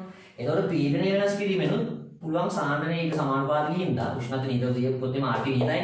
උෂ්ණත්ව නියත නම් RT නියතයි. එතකොට කෙලින් වාට කියන්න පුළුවන් සාන්ද්‍රණය අනුලෝමව සමානුපාතිකයි පීඩනය. පැහැදිලි? එතකොට අර ප්‍රතික්‍රියා වල සාන්ද්‍රණයට වක්‍රාකාරයෙන් බලපාන්න පුළුවන් අපිට වායු පද්ධතියක් නම් මොකද්ද? පීඩනය කියන්නේ. ඒ වගේ ප්‍රකාශයක් තිබුණොත් රටි කියලා කියන්නේ වායුමය ප්‍රතික්‍රියාවකදී ප්‍රතික්‍රියාවේ ශීඝ්‍රතාවයට පීඩනය බලපායි. ඕක බලපායි. හරිද? එතකොට ඔයාලට පුළුවන් ගෙලින්ම ඒ වගේ ටිකක් සැර ගණනක් මම ඊගාට හදලා පෙන්නන්නම්. එක්සිකියුට් ටිකක් අමාරු ඒ වෙනවා මේකෙන්. මම හදලා පෙන්නන්නම් ඒවා. අද නෙමෙයි ඊගා වීඩියෝ එකේදී. එතකොට මේ දැන් මේ විදිහට වල දෙනවනේ සාන්ද්‍රණය කියන්නේ පීඩනය දෙගුණ කරවොත් ඉන්නේ පීඩනය දෙගුණ කරන්නේ කොහොමද? බඳුනේ පරිමාව අඩු කරනවා. බඳුනේ පරිමාව තිබ්බ ගානෙන් අඩක් දක්වා තද කරොත් එහෙම පරිමාව අඩක් වුණොත් පීඩනය ඩබල් වෙනවා. එතකොට P ඩබල් වෙනොත් එහෙම සාන්ද්‍රණය දෙගුණක් වෙන්න ඕනේ. තේරෙනවද මේ සම්බන්ධතාවය? එතකොට පීඩනය බලපානවා මොකද? පීඩනය වායු පද්ධතියක් නම් හැබැයි වායු පද්ධතිය නම් විතරයි. ඒක සාන්ද්‍රණයට බලපාන එක ප්‍රතික්‍රියාව සාන්ද්‍රණය. පැහැදිලිද? ඒකත් ඔන්න කිව්වා. ඊට පස්සේ තවත් ඕනනම් කියන්න පුළුවන් ඒව නැති අන්තර කාරණා ප්‍රතික්‍රියාව ශීඝ්‍රතාවයට බලපාන්න පුළුවන් ද්‍රාවණ ප්‍රතික්‍රියාවක් නම් ඒ ද්‍රාවණය හදන්න ගන්නනේ මාධ්‍යයක් ද්‍රාවකයක්. හරි? අන්නේ ද්‍රාවකයේ උකු බව. දැන් දුෂ්‍රාවිතාව. දැන් උදාහරණයක් හිතුවොත් එහෙම ප්‍රතික්‍රියාවක් සිද්ධ කරොත් උකු බවින් වැඩි මාධ්‍යයක. හරි? ද්‍රාවණයක් උකු වෙද්දි මොකද වෙන්නේ? උකු ද්‍රාවණයක අංශු වලට වේගෙන් චලනය වෙන්න බෑ. පැහැදිලි කියන්නේ? දියාරු නම් ද්‍රාවණයක් දියාරු නම් එතකොට පුළුවන් ඉදින අංශු වලට වේගෙන් චලනය වෙන්න. එතකොට ඔය අණු අතර ගැටීම් වලදී බලපානවනේ ද්‍රාවණයේ තියෙන උකු බව, දුෂ්‍රාවිතාව. එතකොට ඔන්න ඔයගේ කරුණු තුන අමතර කරුණු විදිහට දීලා තියෙනවා. ඒවා නම් ඉතින් අහන්නේ නැහැ, තේරුමක් නැහැ. ඒකට කියන්නේ ද්‍රාවණ ප්‍රතික්‍රියාව නම් ඒ ද්‍රාවණය හදන්න ගත්ත මාධ්‍ය මොකද්ද? මොකද්ද ද්‍රාවකය? මොකද්ද මාධ්‍ය? ජලීය මාධ්‍යයක් වුණත් ඒ ද්‍රාවකයේ ස්වභාවය මොකද්ද? ඒ කියන්නේ උකු බව, දුෂ්ටාවිතාව වගේ වෙනස් වෙද්දී ගොඩක් උකු ද්‍රාවණයක් නම් ඒකෙදි අංශු වලට චලනය වෙන්න අමාරුයි. ඒතර ගැටුම් අඩුයි, ප්‍රතික්‍රියාශීලතාව අඩුයි. ඒ වගේ කතන්දරත් කියන්න පුළුවන්. ඒවා විශේෂයෙන් ලියලා කියලා තියාගන්න එපා. ඕනම් පොඩි නෝට් එකක් දාගන්න අත්‍යවශ්‍ය නම්. වැදගත් කමින් අඩුයි. හරි. මෙන්න මේවා කතන්දර තමයි අපි කතා කරේ ප්‍රතික්‍රියාශීලතාව බලපාන සාධක කියලා. විශේෂයෙන් මේක තමයි අහන්නේ. විභාග වලට යනකොට මේකත් අහන්න පුළුවන්. හරි. එතකොට මේ අර පීඩනයත් සම්බන්ධ සාන්ද්‍රණය ටිකක් උන කියලා දුන්නා. දැන් එහෙමයි. අර උෂ්ණත්වය කියන පොයින්ට් එකට අපි ආයෙ යමු. හිතන්න මේ සාන්ද්‍රණත් වෙනස් වෙන්නේ නැතුව. මේ සාන්ද්‍රණත් වෙනස් වෙන්නේ නැතුව. හරිද? මේ ප්‍රතික්‍රියාවල භෞතික ස්වභාවය අනුව උත්ප්‍රේරක ඉදන් දාලා නැහැ කියලා. උත්ප්‍රේරක දාලා නැහැ. නැත්නම් දාලා ඉදනකො ඒ කිසිම තත්ත්වයක් වෙනස් නොකර උෂ්ණත්වය වැඩි වෙද්දී R වැඩි වෙනවනේ මම පැහැදිලි කරන්නේ. මම ඒක ආයි කියන්නේ නැහැ. උෂ්ණත්වය වැඩි වෙද්දී පොදුවේ සමස්ත ගැටුම් ප්‍රමාණය වැඩි වෙනවා. සක්‍රීය ශක්තිය අනුප්‍රතිශතය වැඩි වෙනවා. ප්‍රතික්‍රියාශීලතාව වැඩි වෙනවනේ උෂ්ණත්වය වැඩි කරද්දී. තාපදායක ප්‍රතික්‍රියාවක් වුණා, තාප අවශෝෂක ප්‍රතික්‍රියාවක් වුණා. එතකොට ඇයි එහෙම වෙන්නේ? ඇයි කියලා මෙන්න මේ ප්‍රකාශනය ඇසුරින් කියන්න පුළුවන්. පුළුවන් ඒ උත්ප්‍රේරකයේදීම සාන්ද්‍රණ භෞතික තත්ත්ව මුකුත් ඒවා වෙනස් නොකර. හරි? කිසිම පදයක් වෙනස් නොකර උෂ්ණත්වය කියන සාධකය වැඩි කරොත් එහෙම ඇයි R වැඩි වෙන්නේ? මේක දිහා බලලා කියන්නේ. මේවා වෙනස් වෙලත් නැහැ එතකොට. මේවා තිනාගෙම තියාගෙන අපි උෂ්ණත්වය විතරක් වැඩි කරොත් ඉතන සෙල්සියස් අංශක 40 තියෙන්නේ. මේවයි සාන්ද්‍රණය එහෙමම තියාගෙන සෙල්සියස් අංශක 60ට තියෙන පද්ධතිය. R වැඩි නයි. හේතු උෂ්ණත්වය වැඩි වෙද්දී නම් මේ සිම්පල් කේ ප්‍රතික්‍රියාවේ ශීඝ්‍රතාවයේදී වැඩි වෙන්න ඕනේ. පැහැදිලිද? ඒක බොහොම සරල තර්කනේ. එහෙනම් අපිට කියන්න පුළුවන් සාන්ද්‍රණය වෙනස් නොකර ප්‍රතික්‍රියාව උෂ්ණත්වය වෙනස් කරොත් ඇයි R වැඩි වෙන්නේ? උෂ්ණත්වය වැඩි වෙද්දී සිම්පල් කේක මොකද වෙන්නේ? වැඩි වෙන්න ඕනේ. පැහැදිලි? එතකොට අපි තව පදයක් ගන්න බලමු. උත්ප්‍රේරක ගැන බලමු. හිතන්න මේ සාන්ද්‍රණයත් කලින් විලක් පමණයි. උෂ්ණත්වය නියතයි. වෙනස් වෙන්නේ නැහැ.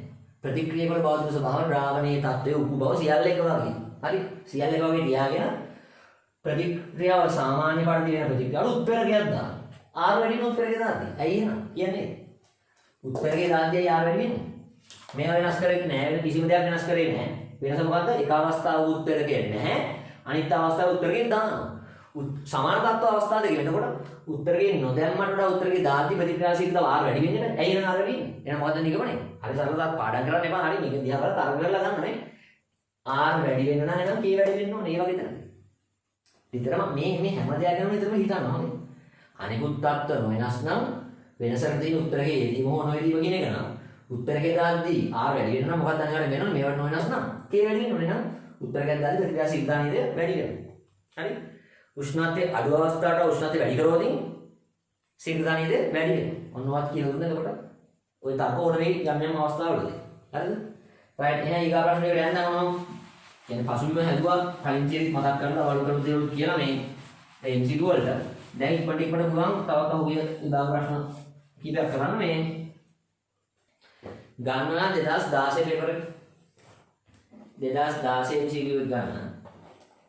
ඒකේ හරව ගන්න ප්‍රශ්නාංක 34ට 2016 MCQ එකේ ප්‍රශ්නාංක 34 ඒකේ තියෙනවා මූලික ප්‍රතික්‍රියාව ශීඝ්‍රතාව සම්බන්ධයෙන් පහසුනම් කුමන වදන්ති හැම විටම සත්‍ය වේද? ඒ කියන්නේ වෙලාවකට විතරක් අර කියලා හරියන්නේ නැහැ හැම විටම සත්‍ය වෙන්න ඕනේ. හරි. ඒක හැම විටම ඉන්නේ කොට highlight කරගන්න මොකද? ඒ කියන්නේ එක අවස්ථාවක විතරක් මේ වදන්ති හරි කියලා හරියන්නේ නැහැ. හරි? හැම විටම සත්‍ය වෙන්න ඕනේ. රයිට්. එතකොට කියලා තියෙනවා මූලික ප්‍රතික්‍රියාවක් නේ. මූලික ප්‍රතික්‍රියාවක් නම් පෙළ හොයන්න දෙයක් නැහැ. පෙළ කිරීම තුලින් සමීකරණ දිහා බලලා කියන්න පුළුවන් නේ. පෙළ සමානයි අනුපාතය නේ. සමස්ත පෙළ සමානයි අනුපාතය. එතකොට හරි බලමු. උෂ්ණත්වය වැඩි කිරීමෙන් ශීඝ්‍රතාව වැඩි කරන හැටි දැන් කිව්වනේ. ඕන ප්‍රතික්‍රියාවක තාපදායක වුණත් තාප අවශෝෂ වුණත් උෂ්ණත්වය වැඩි කරාම ප්‍රතික්‍රියා ශීඝ්‍රතාව වැඩි කරන හැටි කිසි ප්‍රශ්නයක් නැහැ. ඒ හරි. හරිද? අර හැම විටම කිව්වට පස්සේ මෙහෙම හිතන්න එපා. මම එදා පොඩි කතාවක් කිව්වේ. අර ඇඟ ඇතුලේ වෙන ආහාර ජීර්ණය ශ්වසනය වගේ සමහර ක්‍රියාවලිවලදී උෂ්ණත්වය යම් කිසි ලිමිට් එකකට වඩා වැඩි කරාම ඒ එන්සයිම අකර්මණ්‍ය වෙලා ප්‍රතික්‍රියාව නතර වෙනවා. ඒක ගැන හිතන්න එපා. මෙතන අර හැම වෙලටම කිව්වට මේ අහන්නේ තාපදායක අවශෝෂක ඔක්කොටම පොදුයි කියන තමයි මේ කියන්නේ. හරිද? ඒ අර ඔය එන්සයිම යටදී ඇඟ ඇතුළේ වෙන ප්‍රතික්‍රියා ඒක උඩ අමතක කරලා කෙමිස්ට්‍රි පැත්තෙන් හිතන්නේ. එතකොට මේ එහෙම තමයි අවුරුදු ටිකටම අරන් තියන්නේ. හරිද? එතකොට මේ තාපදායක ගුණ තාප අවශෝෂක ගුණ මේක ප්‍රතික්‍රියාවෙන් කියලා නැහැ මොකක්ද කියලා. ඒතර හැම විටම අපිට කියන්න පුළුවන් උෂ්ණත්වය වැඩි කරද්දී ආර වැඩි කරන්න පුළුවන්. ඒක කිසි අවුලක් නැහැ. ඕනම ප්‍රතික්‍රියාවක් අපිට කියන්න පුළුවන් උෂ්ණත්වය වැඩි කිරීමෙන් ප්‍රතික්‍රියා ශීඝ්‍රතාව වැඩි වෙන එක කිසි අවුලක් නැහැ. හරි. හරි. B ප්‍රතික්‍රියා මාධ්‍යයෙන් ඵල ඉවත් කළ ශීඝ්‍රතාව වැඩි කළ හැකියි. ඵලවල බලපෑමක් නැහැ. හරි. ඔය සමතුලිතතාවයේ පාඩමේදී නම් ප්‍රතිවර්ත ප්‍රතික්‍රියා බලන්න කියන්න පුළුවන් මේ ඵල එකතු කරලා ඵල ඉවත් කරලා ලැබෙන ප්‍රතික්‍රියාව යන දිශාව වෙනස් කරන්න. නමුත් ප්‍රතික්‍රියා ශීඝ්‍රතාවත් එක්ක ඒක සම්බන්ධ කරගන්න අවශ්‍යතාවයක් නැහැ නේ. හරි. සමතුලිතතාව පාඩමේ ලේජර් මුල් ධර්මයේ මොකක් කියද්දී නම් කතා කරනවා නේ ඵල ප්‍රමාණය අඩු කරලා ඒ ප්‍රතිවර්ත ප්‍රතික්‍රියාව යන දිශාව වෙනස් කර ගන්න පුළුවන්. ඉදිරි පැත්තට නඹුරු කරන්න පුළුවන්. මොහොම කරන්තර ටිකක්. නමුත් ප්‍රතික්‍රියා ශීඝ්‍රතාවත් එක්ක ඒකේ මේ පටල ගන්න යන්න එපා. එහෙම එකක් නැහැ. ඵල ඉවත් කරා කියලා ප්‍රතික්‍රියාව ශීඝ්‍රතාව වැඩි කරන්න තියක් නැහැ. හරි. එහෙම එකක් නැහැ. ඒක වැරදි. ප්‍රතික්‍රියාවේ ශීඝ්‍රතාව වඩාත්ම සෙමින් සිදුවන පියවරේ ශීඝ්‍රතාව මත. ඒක බොරුවක් නේ. මූලික ප්‍රතික්‍රියාවක් කොහොම එක පියවරයිනේ තියෙන්නේ. පියවර කීපකින් සිද්ධ වෙන්නේ නැහැ. මොකද්ද ඔය කියන්නේ? මූලික ප්‍රතික්‍රියාවක් කොහොම එක තනි පියවරක් ඔස්සේ සිද්ධ වෙන ප්‍රතික්‍රියාවක්. ඔන්න බහු පියවර ප්‍රතික්‍රියාවක් කියන්නේ පියවර කිහිපයකින් සිද්ධ වෙන ප්‍රතික්‍රියාවකදී නම් අන්න සෙමින්ම සිද්ධ වෙන පියවර මත තමයි ප්‍රතික්‍රියා සමස්ත ශීඝ්‍රතාව රඳාපවතින එකට අපි නම දෙමු ප්‍රතික්‍රියාවේ වේග නිරත පියවර කියලා නේ. හරි. මෙතන උඩම කියලා තියෙනවා මූලික ප්‍රතික්‍රියාවක් කොහොමද? මෙතන මූලික ප්‍රතික්‍රියාවක් කොහොම එක පියවරෙන්දී පියවර කීපකින් සිද්ධ වෙන්නේ නැහැ. වැරදි නේ. ඊටම වැරදි. හරි. ඔන්න පියවර කීපයකින් සිද්ධ වෙන ප්‍රතික්‍රියාවකදී නම් සෙමින්ම සිද්ධ වෙන පියවර මත තමයි ප්‍රතික්‍රියාවේ සමස්ත ශීඝ්‍රතාව රඳාපවතින්නේ. අපි මේ පියවරට කියන ප්‍රතික්‍රියාවේ වේග නිරත පියවර කියලා නේ. මෙතන එහෙම එකක් නැහැ. වැරදි ඉසි. ඩෙල්ටා G බිඳුවට අඩු නම් ඩෙල්ටා G බිඳුවට අඩු නම් ප්‍රතික්‍රියාවක් සංසිද්ධයි. කොහොම ප්‍රතික්‍රියාවක් සිද්ධ වෙන්න නම් ඩෙල්ටා G ඍණ වෙන්න ඕනේ. මේ කියන්නේ ඩෙල්ටා G ඍණ කිරීමෙන් ප්‍රතික්‍රියා ශීඝ්‍රතාව වැඩි කියලා බොරුවන්නේ. ඩෙල්ටා G ඍණාවයක් වෙන්න ඕනේ කොහොමද ප්‍රතික්‍රියාව සිද්ධ වෙන්න ඕන. ප්‍රතික්‍රියාව වලින් ඵල ලැබෙන්න ඕන නේ. එතකොට ඒකත් එක්ක ප්‍රතික්‍රියා ශීඝ්‍රතාව සම්බන්ධ කරන්න බෑ.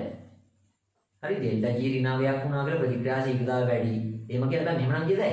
ඩෙල්ටා G වුණ ධනවොත් ප්‍රතික්‍රියාව සිද්ධ වෙන්නේම නැහැ. එහෙම කියතයි. යම් උෂ්ණත්වයකින් ඩෙල්ටා G ධන නම් ප්‍රතික්‍රියාව සිද්ධ වෙන්නේ නැහැ. ශක්ති විද්‍යාව විශ්ලේෂක බලන්න හරි. ඒවා කියලා තියෙන එක කොටස් දක්වා.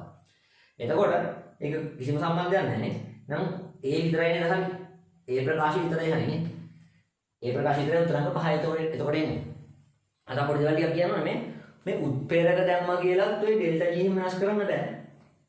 දැන් හිතන්නකෝ යම් කිසි හිතන්න 30යි සෙල්සියස් දී 30යි සෙල්සියස් දී එක්තරා ප්‍රතික්‍රියාවක් ගැන කතා කරනවා. මේක වෙන්න බෑ 30යි සෙල්සියස් දී. 30යි සෙල්සියස් දී මොකද උත්ප්‍රේරකයක් දැම්මා කියලා සිද්ධ වෙන්නේ. යම් උෂ්ණත්වයක සිදු නොවන ප්‍රතික්‍රියාවක් කියන්නේ ඩෙල්ටා G ධනයි කියන එකනේ. යම් උෂ්ණත්වයක සිදු නොවන ප්‍රතික්‍රියාවකට උත්ප්‍රේරකයක් දැම්මා කියලා සිදු වෙන්නේ නැහැ. මොකද්ද වෙන්නේ? හෙමින් සිද්ධ වෙමින් පවතින ප්‍රතික්‍රියාවට උත්ප්‍රේරකයේ දාඩියක වේගවත් වෙනවා. හරි? මම ඒක උත්තරයක් මෙතන අහලා නැහැ මම නිකන් සම්බන්ධ කරලා කිව්වේ. රයිට්. අනේ 2016 අවුරුද්දේ තව ප්‍රශ්නයක් පොඩ්ඩක් බලමු ඉක්මනට. 38 වෙනි ප්‍රශ්නේ. 2016 ඉඳලා පෙරදීම 38 වෙනි ප්‍රශ්නේ. ඒකේ කියනවා මූලික ප්‍රතික්‍රියාවක තුලිත රසායනික සමීකරණය සඳහා පහසුකම් කුමනවාගන්දී සත්‍ය වේද? හරි? නිකන් උදාහරණයක්. මෙහෙම දැන් එක්තරා ප්‍රතික්‍රියාවක් එක්තරා මූලික ප්‍රතික්‍රියාවක් කොහොම නිකන් සංකීර්ණ වගේ නේද? ඔයා නිකන් මොකක් හරි උදාහරණයක් ලියන්න බලන්න සංකේතවලින් හිතන්න දෙකයි ගෑස්කින් ලැබෙන B ගෑස් තමයි දෙකයි C ගෑස්. නිකන් ඔහොම හිතන්න මූලික ප්‍රතික්‍රියාවක් මේක මූලික ප්‍රතික්‍රියාවක් ඔයාලා නෑ පාලිය ගන්න නේද? මේක මූලික ප්‍රතික්‍රියාව නම් මොකද්ද කියන්න පුළුවන්? ඒට සාපේක්ෂව පෙළ දෙකයි නම් මුළු පෙළ දෙකයි අනුගතාවය කීයද? ප්‍රතික්‍රියාවට සහභාගී වෙන අනුගන්න තුලි සමීකරණය කරන අනුගන්න දෙකයි නේද? අනුගතාවයන් දෙකයි සමස්ත පෙළක් දෙකයි නේ? එතකොට පෙළ සමාන අනුගතාවයේ සම්බන්ධය මම මුලින්ම කිව්වේ. ඉතින් හරි. කලින් වීඩියෝ එකක් කියලා තියෙන්නේ. හරි. ඒක බලන්න. මූලික ප්‍රතික්‍රියාවක තුලිත රසායනික සමීකරණය සඳහා පහසුකම් කුමනවාගන්ති සත්‍ය වේද? පෙළ සහ අනුගතාවය එකම හරි. උදාහරණයක් ලියන්න දෙයක් නෑ නේ. මූලික ප්‍රතික්‍රියාවක් කිව්වම පෙළ හොයන්න දෙයක් නෑ. සමීකරණ දිහා බලලා සමස්ත පෙළ කියන්න පුළුවන්. එකිනෙකට සාපේක්ෂව පෙළ කියන්න පුළුවන්. එහෙනම් ප්‍රතික්‍රියාව කීපයක් වුණා කීපයක් ගන්න ඕනේ දන්නකො. දෙකයි දන කී ප්‍රතික්‍රියාව තියෙන කියන ඕන එකක් හරිද? එහෙනම් කියන්නේ මේකෙදි ඒට සාපේක්ෂව පෙළ දෙකයි ඊට සාපේක්ෂව පෙළ එකයි සමස්ත පෙළ තුනයි. අනුගතාවයත් A අණු 2යි E අණු 1යි අණුතාවය 3යි. අණුතාවය 3යි සමස්ත බලක් 3යි. ඉතින් පෙළ සමාන අණුතාවය. කිසිම උලක් නැහැ. අර ඕන විදිහට ලියන්න හිතන්න ඕන. එතකොට ඒ ප්‍රකාශය අර නේද? පෙළ සමාන අණුතාවය. එතකොට B තියෙන අණුතාවයට W කියලා පෙළ වැඩි කියලා BC වැඩි. D බලන්න. අණුතාවය ශුන්‍ය වෙන්නේ නැද්ද? අණුතාවය ශුන්‍ය කියන්නේ මම මොන කතාවක් නෙමෙයි ඇයි? තුලිත සමීකරණයෙන් වම් පැත්තේ තියෙන අනුගාමී අණුතාවය කියලා කියන්නේ. ඒතර අනුගතාවයේ ශුන්‍යයි කියන්නේ වම් පැත්තේ මොකෙක් කරන්නේ නැහැ. ඒක බුදෙද්දී වම් පැත්තේ මොකෙක් කරන්න තු ඵලය ලැබෙන්නේ කොහොමද? තේරෙනවද කියන්නේ? බොහොම සිම්පල් කේස් තියෙනවා. අනික අර බයවත් ගන්න විදියට තියෙන්නේ දැන්. අනුගතාවයේ ශුන්‍ය. දැන් අනුගතාවයේ ශුන්‍යයි කියන්නේ මොකද්ද?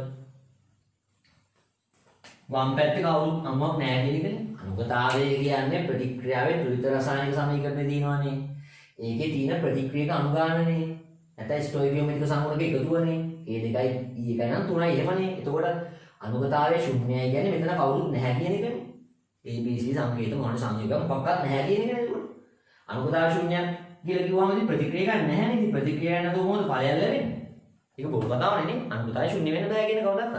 අනුගතාවයේ ඕනම යම්කිසි අගයක් පූර්ණ සංඛ්‍යාත්මක ත්‍රිවිධ ග්‍රාම පූර්ණ සංඛ්‍යාත්මක යන ත්‍රිවිධ ග්‍රාම නේද? අගයක් තියෙන්න ඕනේ.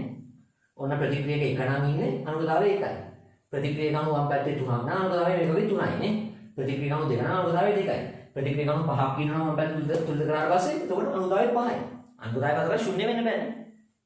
පැහැදිලිද? එහෙනම් අපිට කියන්න පුළුවන් මෙහෙම දෙකුත් උනන. මූලික ප්‍රතික්‍රියාවක් ගත්තොත් පෙළ ශුන්‍ය වෙන්න බෑ කවදාවත් නේ.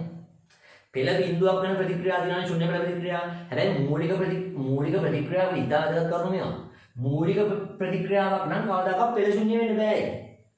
වම් පැත්තේ කවුරු හරි ඉන්නවනේ අනිවාර්යෙන් ප්‍රතික්‍රියාව වල පස්සේ වම් පැත්තේ ප්‍රතික්‍රියාවක් කවුරු හරි ඉන්නවා. මූලික ප්‍රතික්‍රියාවකදී තුලිත සමීකරණ තියෙන අනුගාමන සමානනේ පෙළට. පෙළ සමානනේ අනුගතාවයට. දැන් මේක ගත්තොත් සමස්ත පෙළ A 2යි E 1යි 3යි නේ. A ට සාපේක්ෂ පෙළ 2යි E ට සාපේක්ෂ පෙළ 1යි සමස්ත පෙළ 3යි. අනුගතාවය 3යි. එතකොට කවදාකවත් කරලා තේරුම් ගන්න පුළුවන් නේද? අනුගතාවයේ ශුන්‍ය වෙන්න කොහොමද බෑනේ. මොකද එතකොට වම් පැත්තේ කවුරුවක්වත් නැහැ කියන එකනේ. වම් පැත්තේ කවුරුවක්වත් නැතුව කොහොමද දකුණු පැත්තේ ඵලයක් ලැබෙන්නේ? හරිද? එතකොට D ප්‍රකාශය අනුගතාවයේ ශුන්‍ය වෙන්න බෑ. අනුගතාවය 1 වෙන්න පුළුවන්, අනු 1ක් වෙන්න පුළුවන්, 2ක් 3ක් 4ක් 5ක් එහෙම වෙන්න පුළුවන්. ශුන්‍ය වෙන්න බෑ. එහෙනම් මොකද්ද නිගමනේ? කවදාකවත් මූලික ප්‍රතික්‍රියාවකදී පෙළ ශුන්‍ය වෙන්න බෑ කියන්නේ. මොකද මූලික ප්‍රතික්‍රියාවකදී තුලිත සමීකරණයෙන් පෙළ ගන්න පුළුවන් නම් නේද? කවදාකවත් පෙළ බිඳුව වෙන්න බෑනේ. හරිද? මොකද පෙළ සමාන්‍ය අනුගතාවයට මූලික ප්‍රතික්‍රියාවනේ. එහෙනම් කවදාකවත් මූලික ප්‍රතික්‍රියාවක් කිව්වට පස්සේ පෙළ බිඳුව වෙන්නේ නැහැ. මූලික ප්‍රතික්‍රියාවක් කියලා නෝ කිව්වොතින් පෙළ බිඳුව වෙන අවස්ථාවකට මම නැහැ කියන්නේ නැහැ. හරිද?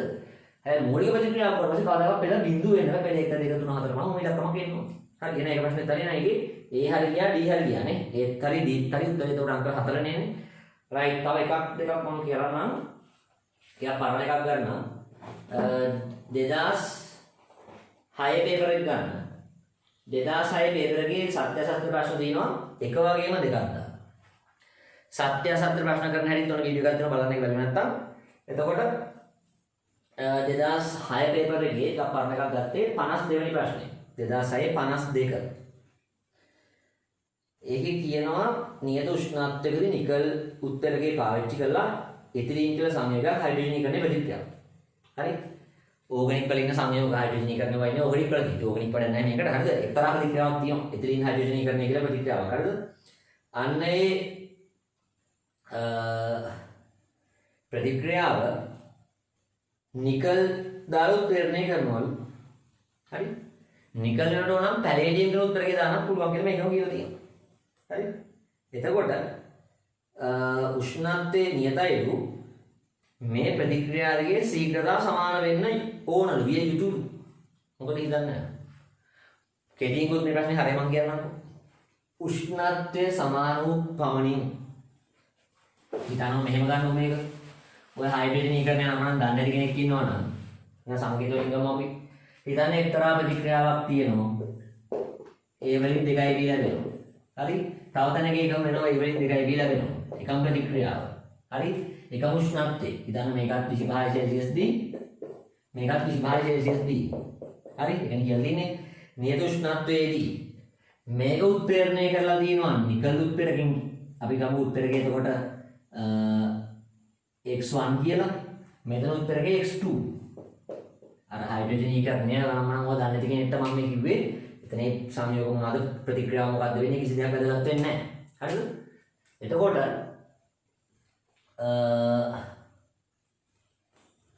තා පොඩි දෙයක් වුණා මම කියන්නම් ඕගනික් වල සිද්ධියක්. ඔය ඕගනික් වලදී ඔය හයිඩ්‍රෝකාබන තියෙනවා ඇල්කීන ඇල්කයින කියලා. ඔය ඇල්කීන ඇල්කයින H2 එක්ක ප්‍රතික්‍රියාවට කියනවා හයිඩ්‍රජනීකරණය කියලා. හරි? ඒතර එතනදී උත්ප්‍රේරක වශයෙන් නිකල්, පැලේඩියම්, හරි? ඔය වගේ උත්ප්‍රේරක ප්ලැටිනම් වගේ උත්ප්‍රේරක භාවිතා කරනවා. එතකොට මේ එතනදී වෙන්නේ ඇත්තටම නිකල් ලෝහය කුඩු කරලා දැම්මා කියන්නකො. හරි? නිකල් ලෝහ කුඩු ටිකක් දානවා කියනකො මේ ප්‍රතික්‍රියා මාධ්‍යය එතන වෙන්නේ.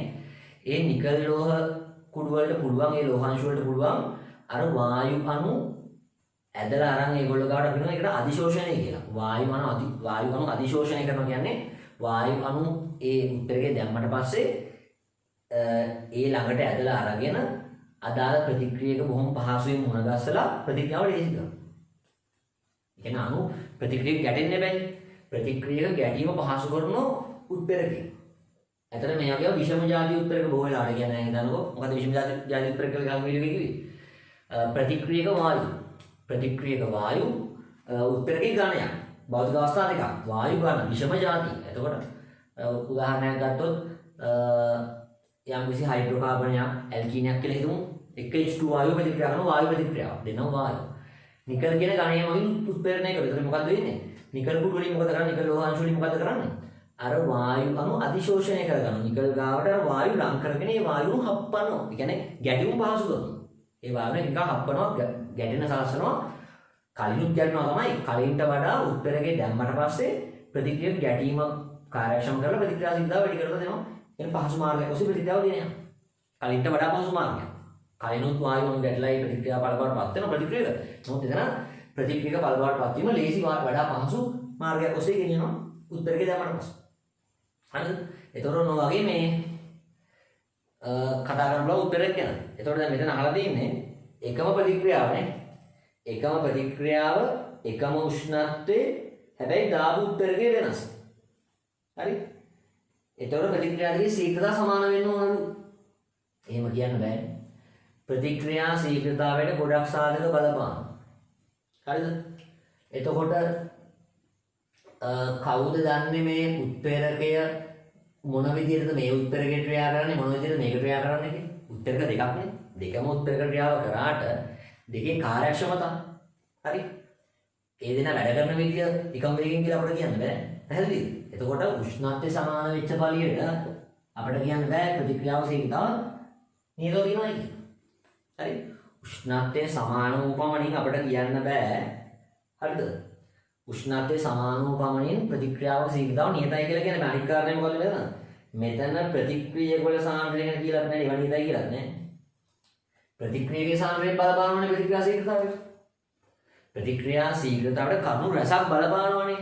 එහෙම තරකදී හොඳට තේරුම් ගන්න එක සාධකයක් ගැන විතරක් නියත වෙච්ච පමණින් ප්‍රතික්‍රියා ශීඝ්‍රතාව සමානමයි කියලා කියන්න බෑ. සමාන වෙන්නත් පුළුවන්, වෙනස් වෙන්නත් පුළුවන්. ඒක අවිනිශ්චිතයි. අපිට උපකල්පනයක් කරන්න බෑ.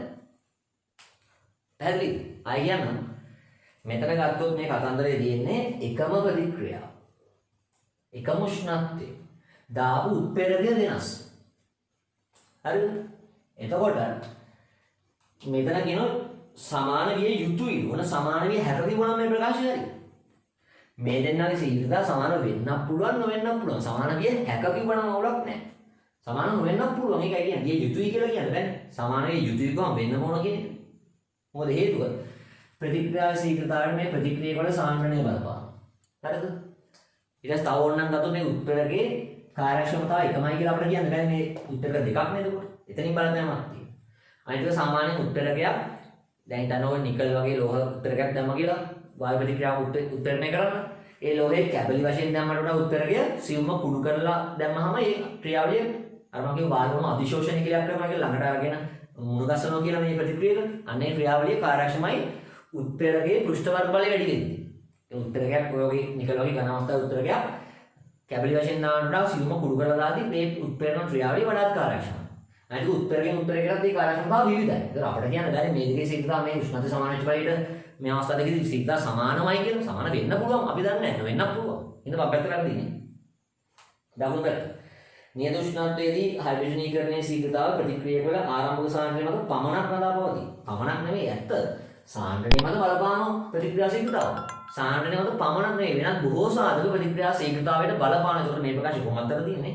දෙකම වැරදි උත්තරයන්ක පහෙන්. 2006 අවුරුද්දේම අන්නේ සංකල්පයම ආයහලා තියෙනවා. මේක මෙහෙමයි ඉස්සර නම් මේක 50 කොටසක් මේක තමයි මම දැන් කියන්නේ. මම මේ කියන්නේ ප්‍රතික්‍රියා ශීඝ්‍රතාවයට බලපාන සාධකයකට කියන්නේ ප්‍රතික්‍රියක සාන්ද්‍රණය, උෂ්ණත්වය, උත්ප්‍රේරක ප්‍රතික්‍රියවල භෞතික ස්වභාවය, වායු ප්‍රතික්‍රියාව නම් පීඩනය හරහා සාන්ද්‍රණය වෙනසින්ද පීඩනය ඔය ගොඩක් සාධක බලපානවානේ. ඒතර ඔය ඔක්කොම සාධක වල එකතුවක් වශයෙන් R එක තීරණය වෙන්නේ. එහෙනම් එක සාධකයක් විතරක් සමානයි කියලා අවස්ථා දෙකකදී ප්‍රතික්‍රියා ශීඝ්‍රතාව අපිට සමානයි කියන්නත් බෑ. සමාන නෑ කියන්නත් බෑ. ඒ සාධක කීපයක් බලපාලා මේක සමාන වෙන්නත් පුළුවන් නොවෙන්නත් පුළුවන් අපි දන්නේ නැහැ. අපිට කිසිම දෙයක් නිශ්චිතව කියන්න බෑ. එහෙනම් කියන්නේ කොහොමද? අනිකුත් සියලු තත්ත්ව නොවෙනස් නම් අන්න හරි. අනිකුත් සියලු තත්ත්ව නොවෙනස් නම් උෂ්ණත්වයේ අඩු අවස්ථාවට වඩා උෂ්ණත්වයේ වැඩි අවස්ථාවේ R වැඩි. දැන් එකම ප්‍රකාශයක් තිබ්බොත් උෂ්ණත්වයේ වැඩි වීමේදී ප්‍රතික්‍රියාශීලතාව වැඩි වීම එක ගැටලුවක් නැහැ නේ. හරිද? අපිට අවස්ථා දෙකක් සංසන්දනය කරන් දුන්නොත් එකම ප්‍රතික්‍රියාවට හරිද? උෂ්ණත්වය වැඩි වෙද්දී ප්‍රතික්‍රියාශීලතාව වැඩි වෙයි. ඇත්ත.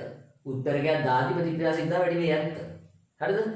ඒතකොට ඒවා කියන්න පුළුවන් ඒක ඇත්ත. නමුත් මම කියන්නේ අර සාධක සමූහයක් බලපාන නිසා එක සාධකයක් විතරක් සමාන වුණා කියලා. හරි? එක සාධකයක් විතරක් සමාන වුණා කියලා ඒ අවස්ථාවේ ප්‍රතික්‍රියාශීලතාව සමානමයි කියන්න බෑ අපිට. සමාන වෙන්න පුළුවන්, නොවෙන්නත් පුළුවන්. පැහැදිලිද? එතකොට බලන්න ඒකේ 2006 පේපර් එකේ ඔයා බලන්න 57 වෙනි ප්‍රශ්නේ. A gas B gas කියලා ප්‍රතික්‍රියාවක් දීලා තියෙනවා. ඔන්න ඔහොම. හරි? 2006 අවුරුද්දේමයි 57 වෙනි ප්‍රශ්නේ. හරි? උෂ්ණත්වය නියතව පවතින තුරු A gas B gas යන වායුවේ ප්‍රතික්‍රියාවේ ශීඝ්‍රතාව නියතව පවතී. ඉතින් බට බොරුවනේ. උෂ්ණත්වය විතරක් නියතයි කියලා R නියතයි කියන්න බෑ. ප්‍රතික්‍රියාව වල සාන්ද්‍රණය බලපානවා. උත්ප්‍රේරක යෙදීම හෝ නොයෙදීම බලපානවා. නේ? යොදන උත්ප්‍රේරකයේ ස්වභාවය බලපානවා. ඉතින් කොච්චර සාධක බලපානවා? පැහැදිලිද කියන්නේ? එතකොට අපිට කියන්න පුළුවන් උෂ්ණත්වයේ සමාන වෙච්ච ඵලයට නියත ඵලයට මේ ප්‍රතික්‍රියා ශීඝ්‍රතාව නියතව වෙනවා කියන්නේ. තව සාධක වලින් වෙනස් වෙන්න පුළුවන්. උදාහරණයක් මේකේ සාන්ද්‍රණයේ ඉඳන් වෙනස් වෙන්න පුළුවන්. ඒ ගෑස්ගේ සාන්ද්‍රණයේ ඉඳන් R වෙනස් වෙන්න පුළුවන්. ඒතකොට ඒ ප්‍රකාශය මොකක්ද කරන්නේ? නේ? ඊට පස්සේ දකුණු පැත්තට එන්න. නියත උෂ්ණත්වයකදී ප්‍රතික්‍රියක අණු අතරදී සංඝටන ප්‍රමාණය මෙන්ම ප්‍රතික්‍රියාවට අවශ්‍ය ශක්තිය ඇති අණු වල භාගයද නියතව පවතී. ඔය ප්‍රතික්‍රියා ශීඝ්‍රතාවය වැඩි වෙනවා මොකද්ද වෙන්න ඕනේ? අණු අතර සමස්ත ගැටුම් ප්‍රමාණය වැඩි වෙන්න ඕනේ. සමස්ත ගැටුම් ප්‍රමාණය වැඩි වෙද්දී මොකද වෙන්නේ? ඉබේම සක්‍රීය ශක්තිය ඉක්මවු ගැටුම් ප්‍රමාණය නියමිත දිශානතියක් සහිතව සිදුවන ගැටුම් ප්‍රමාණය වැඩිලා ප්‍රතික්‍රියාශීලතාව වැඩි වෙන්න පුළුවන්. එතකොට ඇත්ත තමයි ප්‍රතික්‍රියාවක ශීඝ්‍රතාව වැඩි වෙන්න නම් අණු අතර ගැටුම්, ඒ කියන්නේ සක්‍රීය ශක්තිය ඉක්මවු ගැටුම් ප්‍රමාණය ඒව වැඩි වෙන්න ඕනේ නේ. එතකොට කියන්නේ සක්‍රීය ශක්තිය ඉක්මවු අනුභාගයේ ප්‍රතිශතය වැඩි වෙද්දී R වැඩි වෙන එක ප්‍රශ්නයක් නැහැ. මෙතන කියන්නේ නියත උෂ්ණත්වයකදී ප්‍රතික්‍රියක අණු අතර ඇති සංඝටන ප්‍රමාණය වෙනවා. ප්‍රතික්‍රියාවට අවශ්‍ය ශක්තිය කියන්නේ සක්‍රීය ශක්තිය ඇති අණු වල භාගය කියන්නේ පංගුව නියතව පවතී. එහෙම කියන්නත් බෑනේ. ඔන්න එහෙම කියන්න පුළුවන් උෂ්ණත්වය විතරක් නම් ප්‍රතික්‍රියාශීලතාවට බලපාන්නේ. සාන්ද්‍රණය වෙනස් කරත් ඔය ගැටුම් ගාන වෙනස් වෙනවනේ. පැහැදිලි කියන්නේ? එතකොට සිදුවන සමස්ත ගැටුම් ප්‍රමාණය. ඒකට ගොඩක් සාධක බලපාන උෂ්ණත්වය විතරක් නෙමෙයිනේ. පැහැදිලි කියන එක. එතකොට ඒකින් අපිට කියන්න බෑනේ උෂ්ණත්වය නියත වෙච්ච ඵලයට ඒ ප්‍රතික්‍රියා මාධ්‍යයේ සිදුවන ගැටුම් ප්‍රමාණය නියතයි කියලා. සාන්ද්‍රණය වෙනස් කළ ගැටුම් ප්‍රමාණය වෙනස් කරන්න පුළුවන්. පැහැදිලිද? ඉතින් අපිට ඒතර පැහැදිලි වෙනවා මෙතන කියන්නේ නියත උෂ්ණත්වයේදී ප්‍රතික්‍රියා කරන අතරේ සංඝටන ප්‍රමාණය සක්‍රීය ශක්තිය කියන්නේ ප්‍රතික්‍රියා ශක්තිය කියන්නේ සක්‍රීය ශක්තිය ඇති අණු වල භාගයේ නියතව පවතී. එහෙම නියතව පවතී කියලා අපිට කියන්න බෑ. හරි? වෙනස් වෙන්නත් පුළුවන්. ඒක තව සාධක බලපානවා. පැහැදිලිද? මේකත් අපි උත්තරංග පහ දෙකම වැඩි උත්තරංග පහ එන්නේ නැහැ. මොකද අවසන් නිගමනයේ මේ වගේ ප්‍රශ්නවලදී ප්‍රතික්‍රියා ශීඝ්‍රතාව අවස්ථා දෙකකට සංසන්දනය කරනවා නම් එක ලක්ෂණයක් ගැන විස්තර කරද්දී අපිට කිව්වොත් එimhe අනිකුත් සියලු தත්ත්ව නොවෙනස් නම් උෂ්ණත්වය සමාන අවස්ථාවකදී R සමාන වෙයි. කිසි ප්‍රශ්නයක් නැහැ. අනිකුත් தත්ත්ව නියත නම්. එහෙම කියනවා. මතකද පෙළව වෙන ප්‍රැක්ටිකල් වලදී ප්‍රතික්‍රියා ශීඝ්‍රතාවයට සාන්ද්‍රණය බලපෑම අධ්‍යයනය කරද්දී උෂ්ණත්වය, උත්ප්‍රේරක යෙදීම හෝ නොයෙදීම ඒ සියලු தත්ත්ව නොවෙනස්ව තියලා නේද සාන්ද්‍රණය වෙනස් කරේ. මතකද? අන්න ඒකයි හේතුව. ප්‍රතික්‍රියා ශීඝ්‍රතාව R එකට විවිධ දේවල් බලපාන නිසා යම් එක් සාධකයක් ගැන අධ්‍යයනය කරනවා නම් හරිද? අනිකුත් සියලු සාධක නොවෙනස්ව තියලා ඒ අධ්‍යයනය කරන සාධක වෙනස් කරලා බලන්න කොහොමද R වෙනස් වෙන්නේ කියලා. පැහැදිලිද? ඒකින්ද ප්‍රතික්‍රියාශීලතාව ගැන අදහසක් දෙන්න නම් අපි කියන්න ඕනේ මේ වගේ පැහැදිලි වගන්තියක් කියන්න මෙන්න මේව අනිකුත් සියලු தත්ත්ව නොවෙනස් නම් අන්න ඒතකොට කියතයි මෙන්න මෙයා නියත නම් R නියතයි. මෙයා වෙනස් කරද්දී R මෙහෙම වෙනස් වෙනවා. පැහැදිලිද කියන්නේ? ඒකින්ද ඒ වගේ ප්‍රශ්න වලට උගේ සෑහෙන කරද්දී පුරුදු වෙන්න. එතකොට චාලක රසායනයේ අන්තිම පාඩම තමයි ඊගාට තියෙන්නේ. අර්ධ ජීව කාලය. පොඩි කැලක් විනාඩි 10ක් වගේ යන්නේ. අර්ධ ජීව කාලය කියන එකත් ඉක්මනට කියලා ඊගාවේදී මම MCQ දැන් කරපු ඉඳලා රචන ප්‍රශ්නයක් කරන්න බලාපොරොත්තු වෙනවා. එතකොට ඒකෙන් චාලක රසායන ඉවරනවා. එහෙනම් ඊගා වීඩියෝදී හම්බෙමු. ඊළඟට අර සමතුලිතතාව පාඩම මම දානවා. සමතුලිතතාව රසායන සමතුලිතතාව පාඩම පටන් ගන්න එක දානවා. ශක්ති විද්‍යාව මම නොදායි නැහැ. ඒක මම ටිකක් හිමීට දැන් සතියට වීඩියෝ එකක් වගේ මම දාලා තියෙන්නේ. ටිකක් හිමීට තව මාස දෙකක් වගේ ඇතුළත ශක්ති විද්‍යාව සම්පූර්ණ වෙන විදියට තව වීඩියෝස් 5ක් වගේ තමයි දාන්න තියෙන්නේ. ඒ වීඩියෝස් 5 දාන්නම්. එහෙනම් ඊළඟ වීඩියෝ එකදී හම්බෙමු.